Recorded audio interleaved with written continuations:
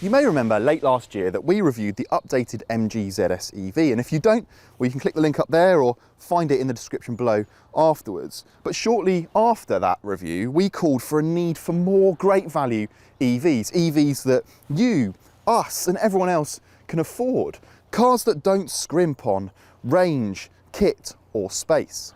So, could the new Peugeot e-Rifter be one of those cars? Let's find out. We won't beat about the bush. The Rifter is, in effect, a van with windows. It's based on the Peugeot partner panel van and is available with 2 wheelbases plus 5 or 7 seats. There's no petrol or diesel model anymore, so every version gets a 50 kWh battery, a 134 brake horsepower electric motor, and an official range of 172 miles. Unfortunately, at the time of filming, no model was eligible for the government's plug-in car grant. But putting price to one side, is there anything in the EV market right now that offers quite as much practicality per pound? In short, no. Sure, you could save a few quid and go for the partner panel van, ditch the rear seats and make maximum use of the huge boot, but for most of us that's a non-starter, isn't it? Because most of us need to carry people as well as stuff. So whilst most of what I'm going to say does apply to the panel van and to the Vauxhall and Citroen equivalents of this car, for the time being we're going to stick with the 5-seat version. Now look, the tailgate is absolutely huge, but has a trick up its sleeve in the form of this separate opening glass screen, and that means that you can feed in bags or shopping in tight spaces like underground car parks. But if you've got a bit more space, then you can shut that and open up this main tailgate, and then you've got 775 litres to play with. Not much petrol, electric or otherwise comes very close to that. You can fold down the seats or lift them out completely, which really does mean the Rifter lives up to its name as a van with windows. If you do that, you've got 3,000 litres in there. That's 5,279 pints, which really does bring a new meaning to the term electric milk float. Every Rifter comes with sliding side doors, which makes it dead easy to get things in and out. You can spec 3 individual seats in the middle row, allowing you to fold each one separately, or indeed lift them out to configure the car as you please. Each has its own ISOFIX points too, so you can safely fit 3 kids across the back. The 7-seat Rifter is 350mm longer, so there's very little compromise to be made if you're forced to sit in the very back. Of course, with that added length comes extra boot space. So, in answer to our original question, no EV offers as much practicality per pound as this Peugeot. And the practicality isn't just reserved for those sitting in the back. Up here there are just so many clever storage solutions. There's a bin up here for, I don't know, maps or books. There's a huge cubby up here on the dashboard. There's some more storage in here. There's just so many clever little storage solutions, just slots and holes everywhere.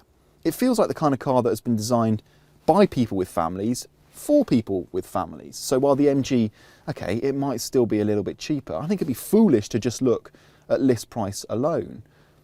For some people, the value might lie elsewhere. There are only 2 trim levels to choose from when ordering an e-Rifter, and just 1 if you want the longer 7-seat model.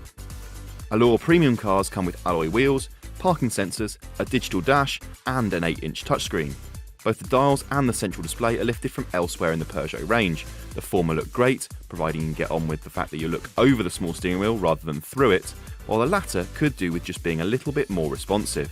It's got Apple CarPlay and Android Auto though, so all is not lost. Step up to the GT like we have here, only on the 5-seat model unfortunately, and you get a few styling tweaks, some bigger wheels and keyless entry. To be honest, we would stick with the standard car. Quality in here is actually a bit of a mixed bag. If you're coming from an SUV or an MPV like, I don't know, a Ford Galaxy, then things will feel a little bit cheap, but that's not necessarily a bad thing. These kind of cars need to stand up to everyday family abuse, basically, and I think the Rifter would do pretty well at that. You'd throw things in the back or you'd scuff things along the plastic and you just wouldn't care. On the road, the e-Rifter is comfortable rather than fun, but you could have told me that just by looking at this thing. It's quite tall, so it's quite top heavy and there's a bit of lean through the corners, and that is despite the fact that the batteries are mounted so low down in the car. The steering is light too, so it doesn't feel that reassuring on faster roads. Not that you're going to be going that quickly anyway. 0 to 62 miles an hour takes 11.2 seconds, and even that is only when you're in the sportiest drive mode. If you're coming from something a little bit quicker, then you're going to wonder if someone has hit the eco button by accident.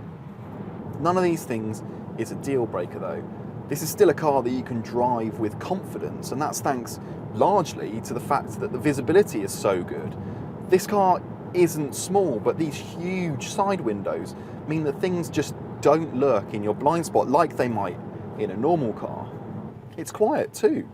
You don't get all those shakes and rattles that you might in a van, and actually this car's extra sound deadening does isolate you from some of those noises and sounds that you might notice otherwise. It's even pretty quiet on the motorway, although you probably don't want to spend too long at 70 miles an hour because the range will plummet, and frankly that could be an issue for some people who would previously have considered the diesel version of one of these. We've been seeing between 2.7 and 3 miles per kilowatt hour, which translates to a maximum range of around 135 miles, perhaps a little bit more if you drive primarily or solely in an urban environment. It's worth noting though that the longer wheelbase model doesn't manage as many miles as this car, even in official tests. And in an urban setting, the Rifter is just so easy to drive. It doesn't feel too bulky, and the light steering means it's really easy to manoeuvre. And with a single smooth forward gear, you just get in and go. We've mentioned range already, and as usual, caveats apply when looking at the official figures. When it comes to charging, every Rifter can top up its 50 kWh battery to 80% in around half an hour, thanks to a range-wide 100 kilowatt peak charging speed. The car gets a 7 kilowatt onboard charger as standard. Charging this way will see the battery replenish to full in about 7.5 hours. While those with the means to do so can spec a faster 11 kilowatt charger as an option, although we reckon that most buyers can do without. Properly practical electric cars haven't really taken off yet. There's just 2 electric estate cars, and ones with 7 seats. Well, I can probably count those on a single hand. Yes, the Rifter is little more than a glorified van with windows, but if you want an electric car and you don't want to compromise on space, then this thing, really hard to beat. Head to DrivingElectric.com for all the latest electric and hybrid car advice, news and reviews, and check us out on Twitter, Facebook and Instagram. Finally, while you're here, make sure you hit the subscribe button on our YouTube channel and turn on notifications to ensure you never miss a video.